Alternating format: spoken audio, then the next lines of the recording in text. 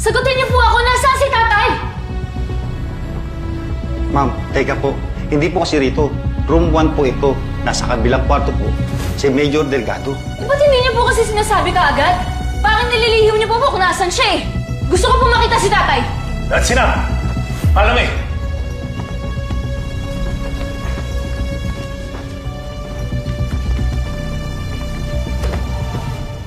That was a restricted area. Hindi ka dapat pumasok doon. Anong bang pwede kang kasuhan ng obstruction of justice sa ginawa mo? Eh, Chief, kung wala po kayong tinatago, ba't hindi niyo na lang po pakita yung bangkay ni tatay? Hindi susunod sa mga kapritsyo ng kahit sino ang kapulisan, Joey. You'll get your answers, but not like this. Huwag mong idahan sa emosyon ng lahat. May tamang proseso. I think you're smart enough to understand that. Umuwi ka na. Hintayin mo na lang na i-release namin ang katawan ng tatay mo sa inyo ni Clarissa.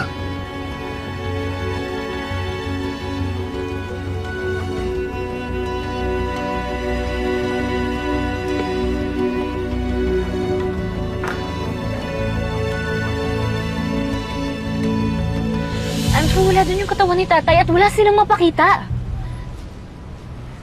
Ay baka nga nasa ibang kwarto. Gaya ng sinabi ng medical legal, di ba? Ba't hindi na lang nila pakita? Ba't parang tinatago pa nila? Joey, maraming pwedeng rason.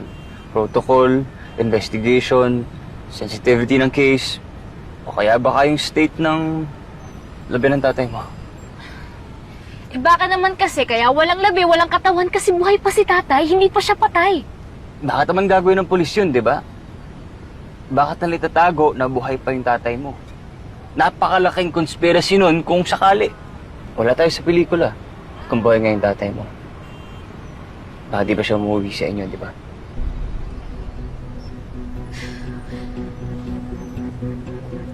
Hindi ko alam. Basta malakas yung kutob ko, naniniwala ko na buhay pa si tatay. Kung ayaw mo maniwala, edi wag. Ako naman yung maghahanap sa kanya eh. Kung alam ko lang kasi sana kung saan siya nagpunta eh. Eh di sana mas madali siya hanapin kaso wala silang sinabi.